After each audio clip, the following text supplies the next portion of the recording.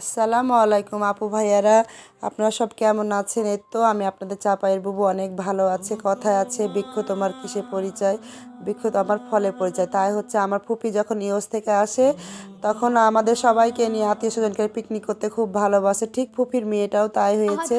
আমার ফুপি চলে গেছে, সবাই একসাথে এসেছিল। আমার ফুপির মেয়ে আছে, সে আজকে আমাদেরকে পিকনিকে দাওয়াত দিয়েছে। এই তো আমরা 20 জন মতো পিকনিক করছি। আজকে পিকনিকের মেনুটা হবে চিকেন ফ্রাই আর ফ্রাইড রাইস। তার জন্য আমার 3 ভাবি আর ফুফাতো বোন ভাস্তি সবাই মিলে আমরা কেটে নিচ্ছি। আমাদের ফ্রাইড রাইসের সবজিগুলো কাটানো হয়ে গেছে। আর আমার বড় ভাবি বলছে একটু মুড়ি মাখা, রাত 10টা বেজে গেছে, খিদা লেগেছে, হয়তো রান্না করতে দেরি হবে। এই যে আমরা মুড়ি মাখিয়ে নিচ্ছি। পেঁয়াজ দিয়েছি, কাঁচামরিচ দিয়েছি, শসা দিয়েছি, গাজর দিয়েছি, ধনিয়া পাতা দিয়েছি। আর এই তো মুড়ি দিচ্ছি। আর চানাচুর দিব, সরষার তেল দিব। এই যে সরষার তেল দেওয়া হয়ে গেলে এবার আমি চানাচুর দিচ্ছি। এই যে সবগুলো উপকরণ আমার মুড়ি মাখার দেওয়া হয়ে গেছে। এর মধ্যে টেস্টি মশলা আমি তার আগে দিয়ে দিয়েছি। এবার আমি ভালোভাবে ঝাঁকিয়ে নিচ্ছি। এই যে আমার মুড়ি মাখাটা এবার রেডি হয়ে গেছে। আর আমাদের পিচ্ছি হামিদা বলছে ফুপি দাও। এই তো আমাদের পিচ্ছি হামিদা, সে খাচ্ছে, খুব মজা হয়েছে নাকি বলছে। আর এই তো আমরা শখ করে ডাইনিংয়ে মশলা পিসছি। এখানে আমি নিয়েছি আদা, রসুন, জিরা, গোলমরিচ, ধনিয়া পাতা, কাঁচামরিচ, সবগুলো আমি বেটে নিচ্ছি। এই তো মাংস এবার আমি ম্যারিনেট করে নিব। এই যে সব বাটা মশলাগুলো আমি দিয়ে দিলাম। আর এই তো সয়া সস দিচ্ছি। আর এবার আমি লবণ দিব।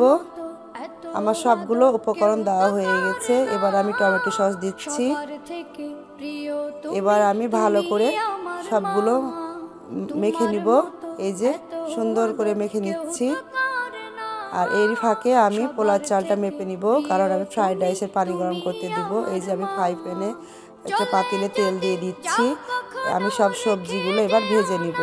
এই যে আমি আগে থেকে ধুয়ে রেখেছি, পানি ঝরিয়ে রেখেছি। আপনারাও এইভাবে ঝরিয়ে নেবেন, না তো পানি বের হবে।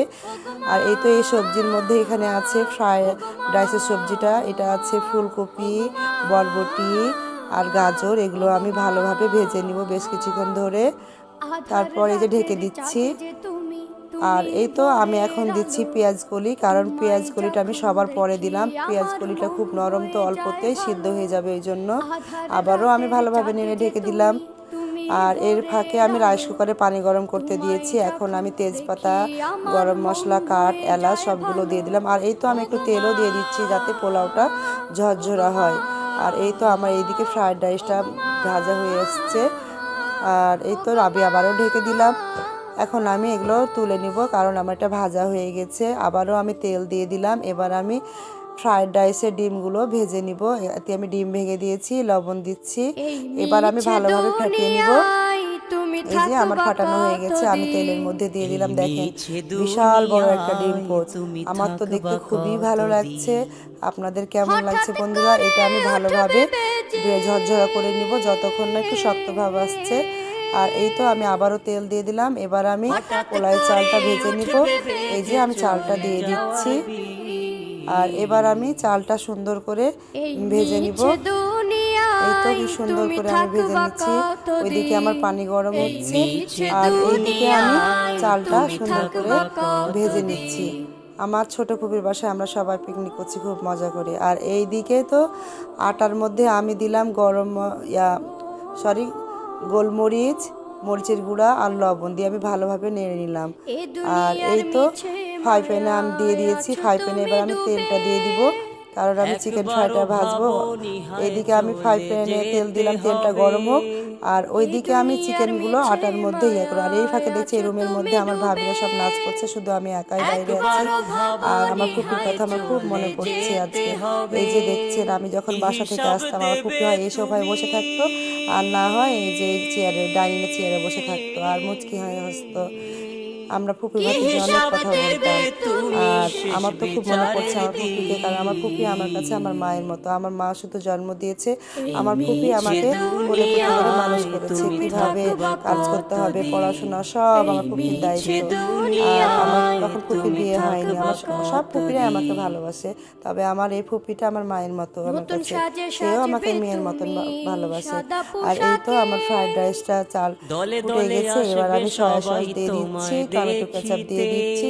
আর এই তো আমাকে এখানে রান্না করতে সাহায্য করছে আমার ভাবি, এটা আমার ফুফাতো ভাইবো, আবার আমার ফুফাতো ভাই আমার বন্ধু, ছোট থেকে আমরা একসাথে পড়াশোনা করেছি। আর এই যে দেখেন আটার মধ্যে আমি মাংস দিয়ে আমি কোট করে নিচ্ছি। এই যে একবার দিয়ে আমি প্লেন পানিতে ডুবিয়ে নিচ্ছি, আবারও আমি আটার মধ্যে দিয়ে আমি 2বার কোট করে নেব। এভাবে এই যে মাংসের উপর আপনি এভাবে আটা দিবেন আর এভাবে চেপে চেপে ঝেড়ে নেবেন, দেখবেন ঠিক একটা সুন্দর KFC স্টাইলের চিকেন ফ্রাই হয়ে যাবে। বাসায় থাকা সব উপকরণ দিয়ে সুন্দর KFC স্টাইলের চিকেন ফ্রাই হয়ে যাবে। এই যে দেখেন কি সুন্দর ঝুরঝুরা হয়ে গেছে আমার মাংসটা রেডি। এই তো এদিকে তেল গরম হয়েছে, আমি দিয়ে দিলাম। আমি আবারও এক এক করে সবগুলো এভাবেই করে নিব। আর এই তো আমি উল্টে দিচ্ছি, দেখেন কি সুন্দর হয়েছে। আর এদিকে আমার পোলাওটা হয়ে গেছে, আমার ভাবি ফ্রাইড রাইসের সব সবজিগুলো ঢেলে নিচ্ছে। আর এই তো আমি সবগুলো দিয়ে দিলাম। এবার আমার ভাবি সুন্দর করে নেড়ে নিবে। আমার ভাবিগুলো অনেক ভালো, আমার এখানে 3টা ভাবি আছে, তারা সব সময় কাজ করতে পছন্দ করে। আমরা সব সময় বোনের মতো থাকি, আমাদের মধ্যে কখনো ঝগড়াঝাটি হয় না। আর আমরা বোন বলে মেনেছি, ওরাও আমাদেরকে। এই যে আমি এখন টেস্টি সর দিয়ে দিচ্ছি, এরপর ঘিও দিয়ে দিয়েছি। আর এই তো আবারও টমেটো কেচাপ দিয়ে দিচ্ছি। এই তো সুন্দর কাজু বাদামও দিয়ে দিয়েছি। এবার আমার ভাবি আবারও ভালোভাবে নেড়ে নিচ্ছে। আমার ফ্রাইড রাইসটা রেডি হয়েছে, কি সুন্দর ঝরঝরা হয়েছে। আর এইদিকে আমার চিকেনও হয়ে গেছে। আর এখন বাজে 12:30, বাচ্চারাও খুব বিরক্ত করছে। আমার ভাবিকে আমি বললাম, ভাবি তুমি কয়েকটা প্লেট রেডি করে নাও, আমরা পরে খাবো, বাচ্চাদেরকে আগে দিয়ে দাও। এই তো কি সুন্দর ফ্রাইড রাইস রেডি হয়ে গেছে। তো প্লিজ বন্ধুরা ভালো লাগলে অবশ্যই লাইক, কমেন্ট, সাবস্ক্রাইব করে দিবেন। আল্লাহ হাফেজ।